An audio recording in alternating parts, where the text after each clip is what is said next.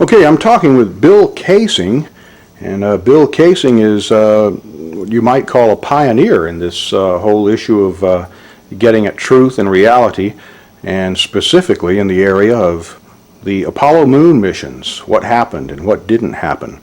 And when the module set down on the surface of the moon, the amount of propulsion that would have been required to do that, and it leaves no cloud of dust, no crater. Right.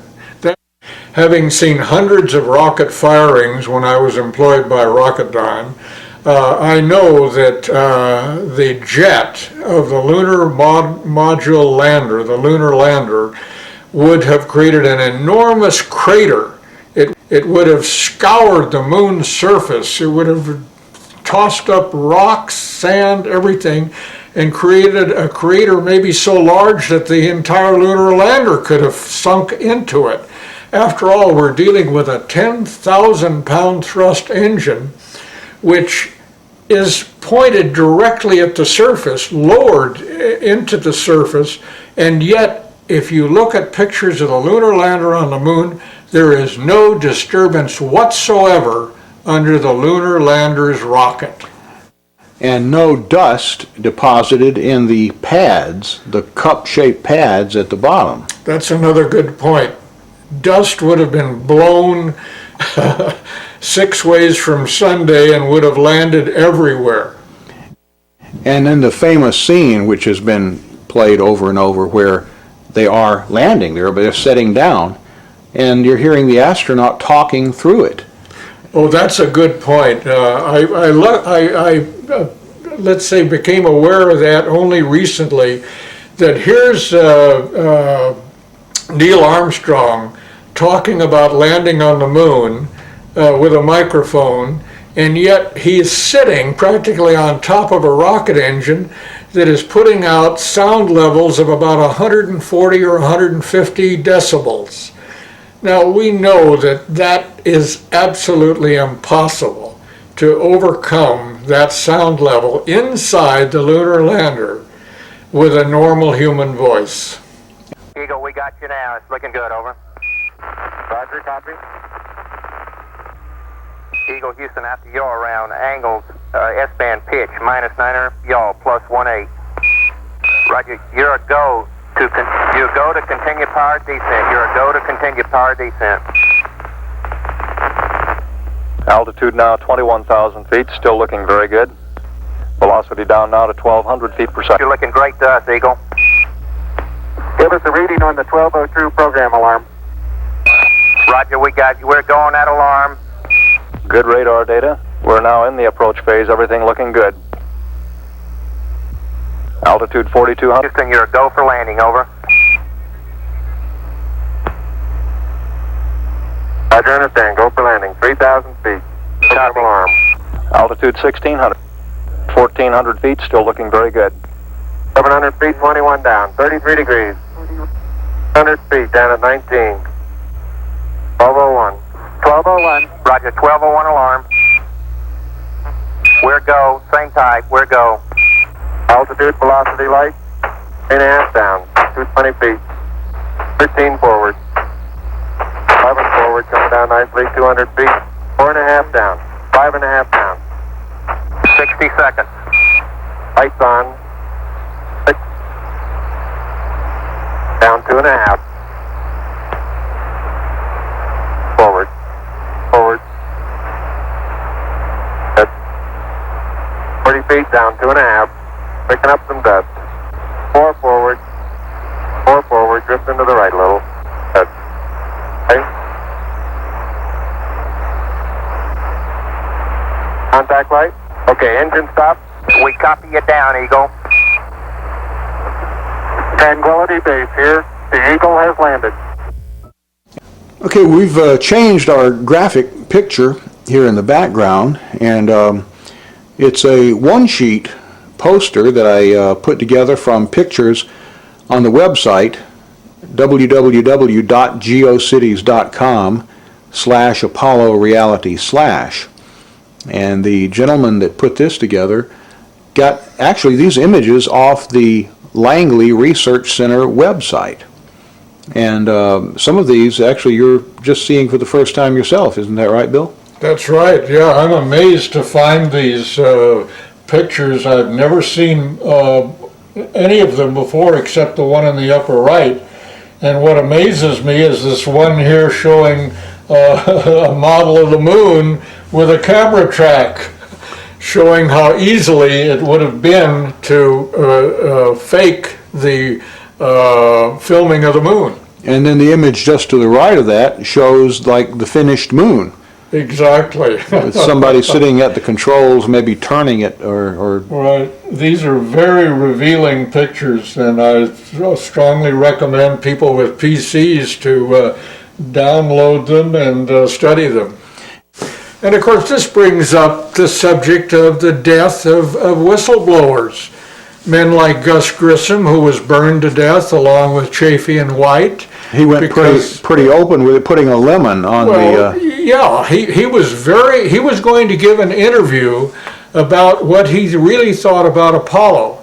And as you say, he hung a lemon on the command capsule on the day that he was murdered.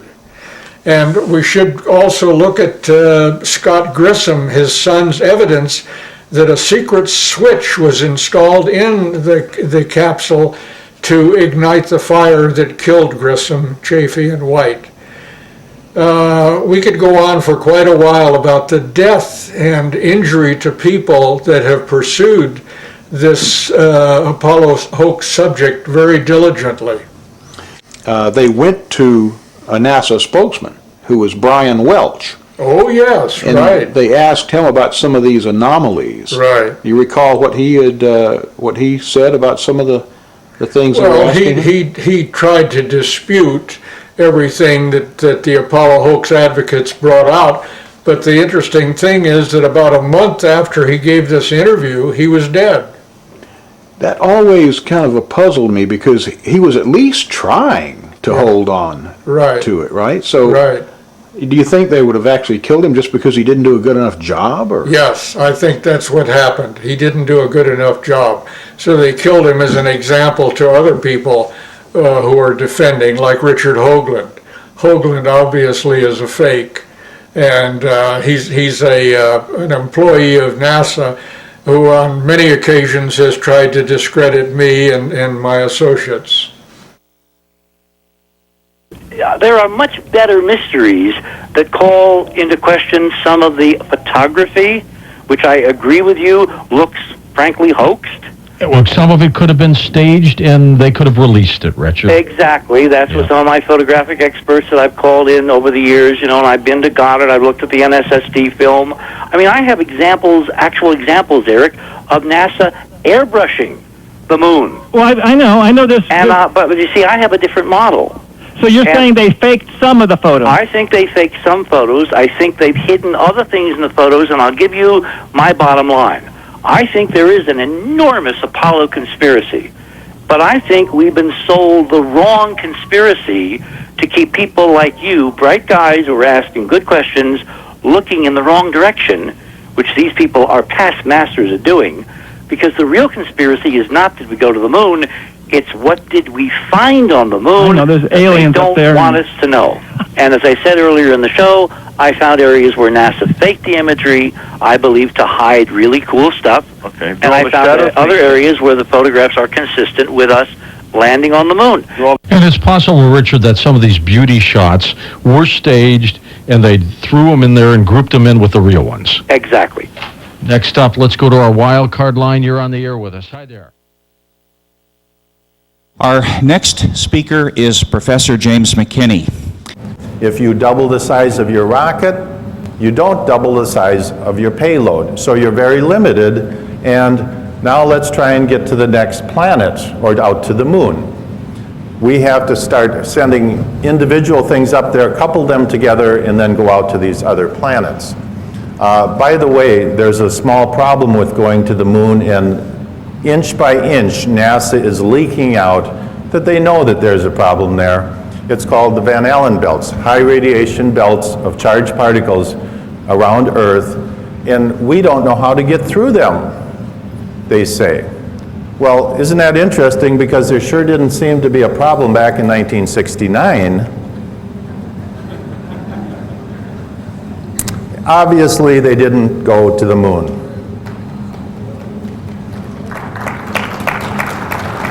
The United States did not go to the moon. The Russians knew it all along. I thought at the time we did, but I've since learned we absolutely did not. And there's no question about it. And they're starting to figure it out. NASA has a program called Living with a Star. That's a pretty name for how do we get through the Van Allen belts. They have all their top scientists working on it. It's a tremendous problem because we do not have any kind of a spacecraft that we can send up that doesn't have metal in it. And when these charged particles hit metal, they produce X-rays. Nothing you can do to get around that. So anybody sitting around something metal in outer space in the Van Allen belts is going to be French fried. And so that whole thing was a giant hoax. And you have second and third tier scientists in the United States who are running around saying, oh yes we did, yes we did. But the very top level people, what I call the tier one scientists, the black op mill scientists, know for a fact we didn't go. And it's a real problem. They don't know how to get through there. This picture is with the new Hubble camera, and it shows that in fact if you take this angular distance out to Pluto and you translate it into the surface of the moon, we can in fact resolve the landing sites, the alleged lunar landing sites. And the way you would do this is you take the pictures at dusk when the shadows became very long, and it would be a very hard thing for them to fake. So at any rate, we have telescopes on Earth that are much larger than the Hubble. Much better resolving power. So why, you would think these astronomers would be chomping at the bit to show you those lunar landing sites. And look at the incredible resolving power of this telescope we have here. Why have none of them done that? Because there ain't nothing there. And we get all kinds of excuses. Oh, we can't turn the telescope up there because the moon's too bright. Well, then all of a sudden we saw the full moon on a web page, on a NASA web page, the entire full moon taken with the Hubble Space Telescope. And you're telling me they can't take one little teeny patch of the moon, which is millions of times less bright. So bottom line is, they know they didn't go.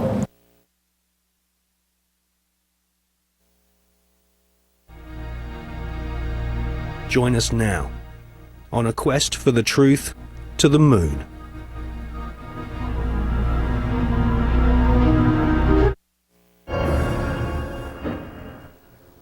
In this film, we shall not only prove beyond all reasonable doubt that many of the official NASA images of lunar exploration are fake, but we shall also examine the motives for the biggest lie put before the world. Why did NASA repeatedly fake lunar images and photographs? Why did NASA stage lunar expeditions which did not happen? The answer will surprise you. Clear the launching area.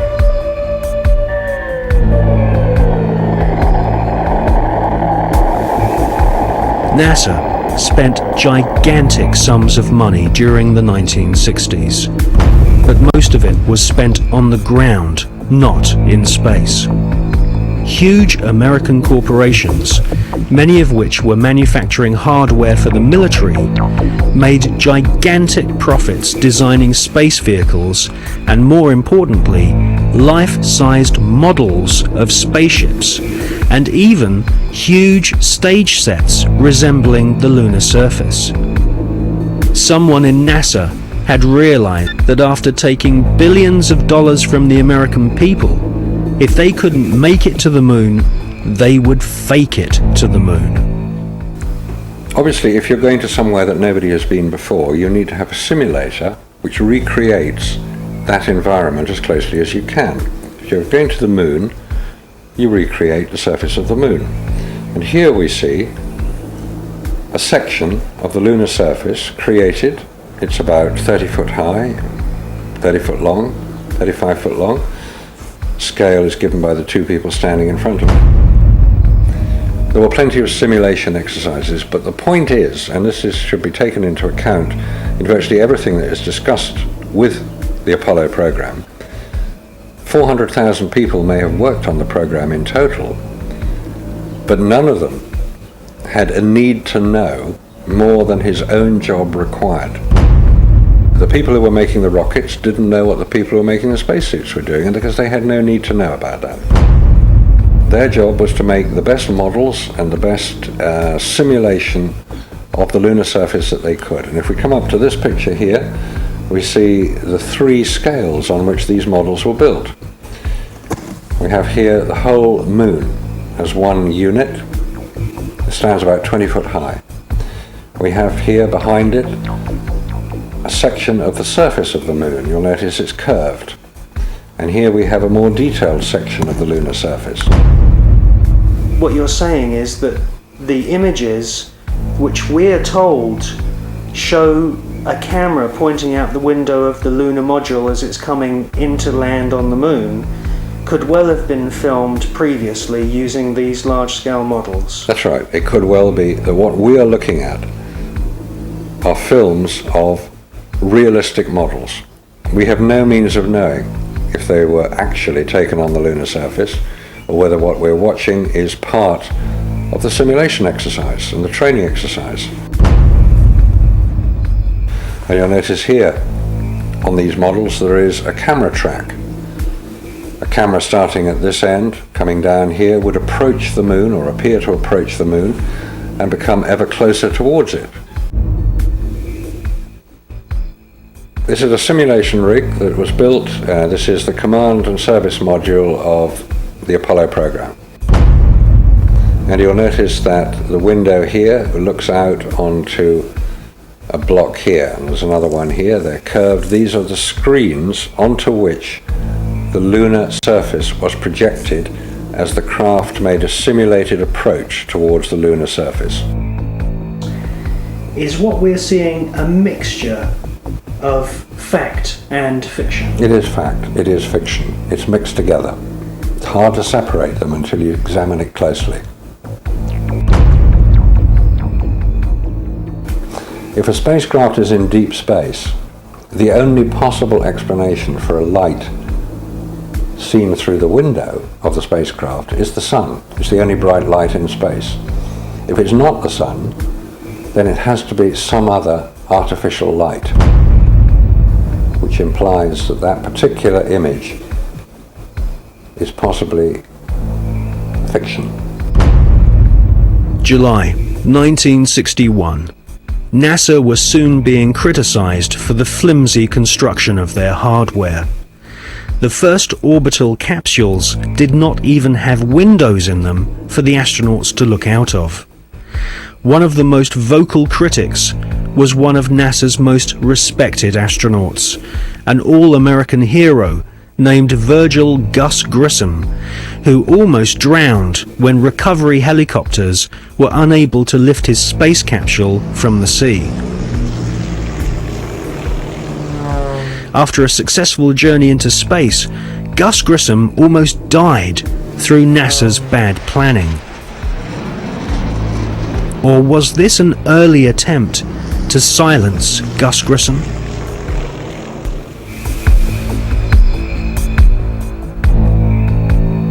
May 1963. Astronaut Gordon Cooper experiences re-entry problems in his Faith 7 rocket ship. The prototype lunar module, known as the LIM, had serious stability problems.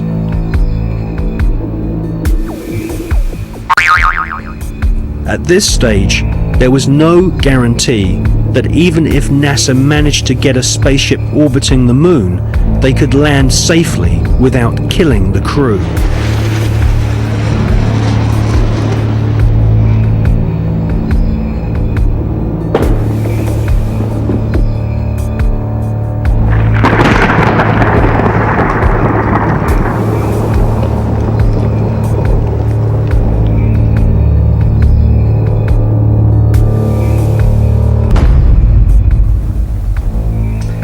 the footage which we see of the limb approaching the moon be filmed in a TV studio?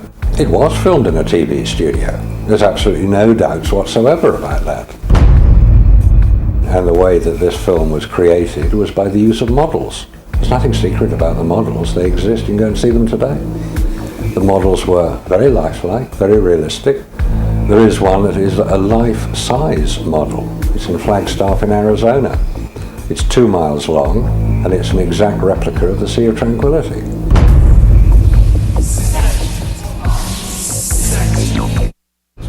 The photographs were used to create from those images the replica of the Sea of Tranquility, so that if it was flown over in a helicopter, it would appear as if it was a spacecraft approaching a similar area to land. So yes, all the scenes of the lunar surface were filmed on Earth.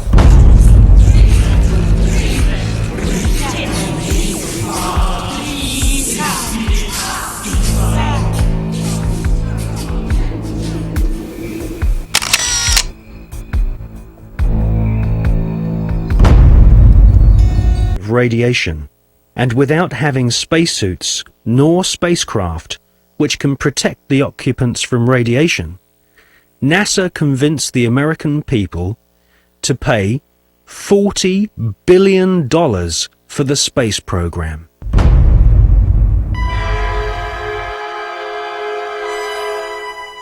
The most lethal forms of radiation, of course, are at the higher end of the spectrum. That's gamma rays and X-rays.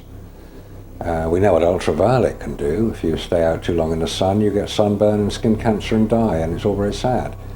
But gamma rays, and X-rays especially, are particularly lethal to humans, unprotected humans. There was no protection that I have been able to identify. I've found no reference to it. I found nothing that will tell me what level of protection is offered. So I have to assume none was. I've contacted the manufacturers of the spacesuits, and they said there was no radiation protection built into the spacesuits, because I asked them if these same spacesuits could be used by technicians to go into Chernobyl or 3 Mile Island, because the nuclear reactors produce the same radiation as produced in space. They said no, not advisable, no protection.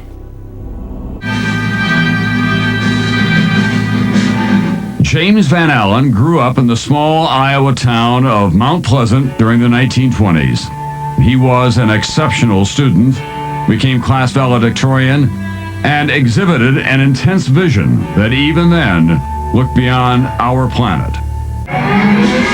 The environment was the time of the Cold War, and it was something scary. It was something for a child, it seemed very scary to have to hear about bomb shelters and hiding under our desks. And I remember first hearing that my father was going to go to Russia, and being so frightened by that, and asking my father, why was he going to Russia? Wasn't he scared? And I remember him explaining to me that in the scientific community, what they do, and as they take data and exchange data, somehow that transcends what is going on in the political arena.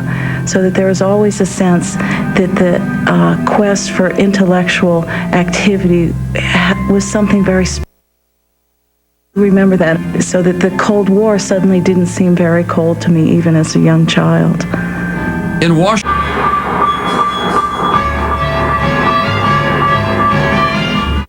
the media focused on the Explorer 1 achievement as at last legitimizing the U.S. as a worthy adversary to confront the communist Sputniks. The public seemed captivated with the propaganda created by this new space race. Dr. Van Allen and his students, however, chose to focus on the data that was returning from their scientific instrument inside Explorer 1. When the first results came back, the group at the University of Iowa, this was Van Allen and Ernie Ray, then began to help with it, eventually Carl McElwain, saw immediately that there was an anomaly, there was something unexpected. We have encountered a very great increase in radiation intensity, which is vastly beyond what could be due to cosmic rays alone. We call it geomagnetically trapped radiation. And I gave an explanation of my interpretation at a press conference following the scientific session. And one of the reporters stood up and he was trying to visualize what I was saying. And he said, "You mean it encircles the Earth like a belt?" I said, "Yes, that's great. That's what it is. It's like a belt around the Earth." And so that's the way they got the name of radiation belt, from this exchange with this newspaper reporter and myself. Well, certainly the discovery of the radiation belts was the most important discovery of the International Geophysical Year, because it represented a discovery of some major phenomenon that had a substantial impact both on scientific research and on plans for manned flight later on.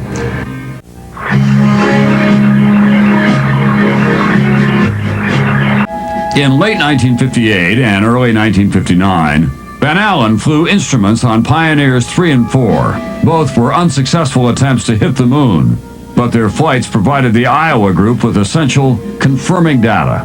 Pioneer 3 documented the existence of a second radiation belt, and Pioneer 4 became the first U.S. spacecraft to orbit the sun. Any ill effects from the Van Allen radiation belts? No. Now, I'm not sure we went far enough out to encounter the Van Allen radiation belt. Maybe we did. Say that I'm not a chemist, I'm not a geologist or an anthropologist. I'm a retired electrical engineer. I've worked at NASA Goddard for over 20 years. I'm retired now, and I have worked with image processing, which is similar to some of the things that are done on computers today. However, at the time that I did my work, the computers that are so well established today were not available. So Yeah, hello. I like your presentation very much, but I got a couple of questions here. First one is, what, if any, are the differences between you and Richard Hoagland concerning the politics on the cover-up? And part two is, what's the difference between you and Mr. Hoagland concerning the scientific implications of the face, especially since Richard Hoagland kind of brings in hyperdimensional physics into the picture of the face on Mars? Thank you. Okay, the one thing I'd like to clarify, I should have done at the beginning, Richard Hoagland and myself are like oil and water. The second thing is that, and I'll go into the third thing, is that Richard comes up with ideas where he does not have groundwork or supporting evidence, not even evidence, and certainly not proof that things exist where they don't. For instance, I've seen some of his work where he has found swastikas and German tanks on Mars, and he has found cathedrals on the moon Europa of Jupiter that resemble burnt-out cathedrals from World War II in Europe, and various other things which not only can't be proved, but they aren't even evidence, and I stay as far away from him as I can. And there was the last part of your question concerned, I forget exactly. Yes, he always talks about hyperdimensional physics, Okay. and he comes up with all these formulas on the dimensions of also the pyramid on Mars, and all these, in his book he has all these geometric configurations, and he tries to bring in hyperdimensional physics. It's hard enough for me to give evidence and present it at conferences with facts that I can show to scientists, but to try to back up something with a relationship to another planet is so hypothetical that it just doesn't have the substance to hold up. Most scientists would classify that under the term of numerology and not have anything to do with it.